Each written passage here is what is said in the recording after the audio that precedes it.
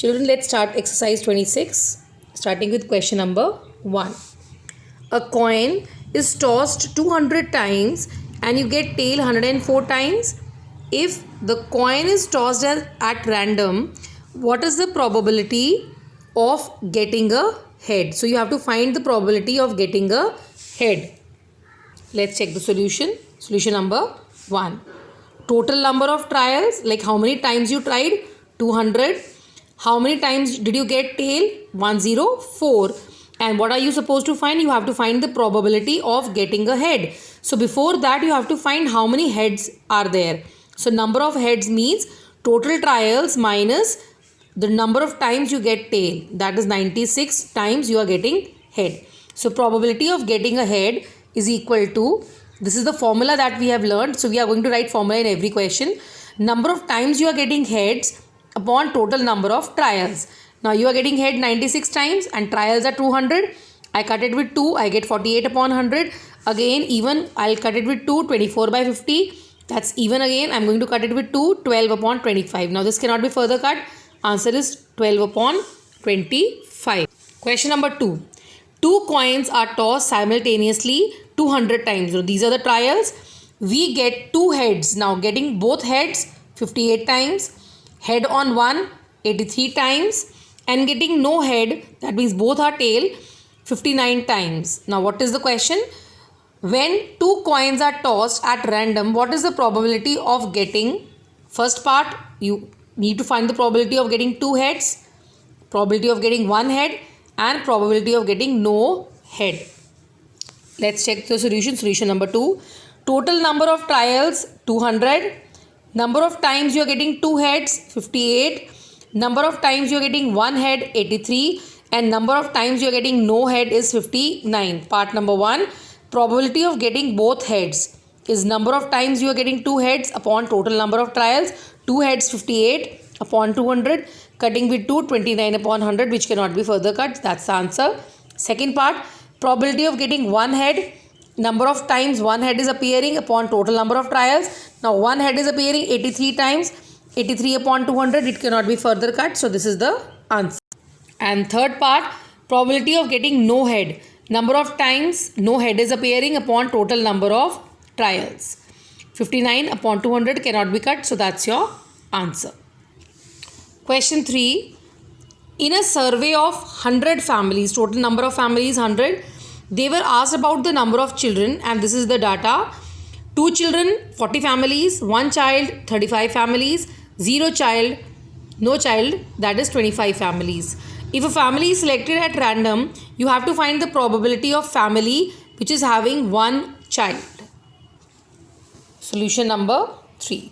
We'll make the table first, and then total number of families were 100 and probability of family having one child. Now one child is how many families? 35. First you write the formula. Number of families with one child upon total number of families. 35 upon 100.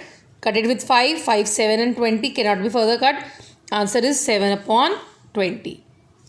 Question 4. Again there is a table. A dice is thrown at random and you are throwing it 100 times. And these are the possible outcomes. Outcomes and frequency. 1 is coming 21 times. Frequency means number of times you get 1. 2 is coming 14 times. 3 is coming 18 times. 4 is coming 15 times. 5 is coming 23 times. 6 is coming 9 times. The question is, what is the probability of getting 3? Second part, getting 6, getting 4 and getting 1. We'll make the table. These are the outcomes. That's the frequency. Frequency means number of times. Total trials were 100. So first part, probability of getting 3, that is frequency of 3 upon total trials. 3 ki frequency, it's 18. 18 upon 100, cut it with 2. Answer is 9 by 50. Probability of getting 6 is the frequency of 6. Total number of trials. 6 frequency is 9 upon 100, cannot be cut. It is the answer. Third part, probability of getting a 4. It's frequency of 4. Total number of trials. Frequency of 4 is 15 upon 100. Here I am cutting with 5, 5, 3 and 5, 20. This is the answer. Probability of getting a 1. Frequency of 1 and total trials. 1 frequency is 21. Total trials are 100. It cannot be further cut. So that's your answer. Question number 5. In a survey of 300 ladies, it was found 162 liked tea, 138 disliked tea. From these ladies, one is chosen at random. What is the probability that the chosen lady likes tea?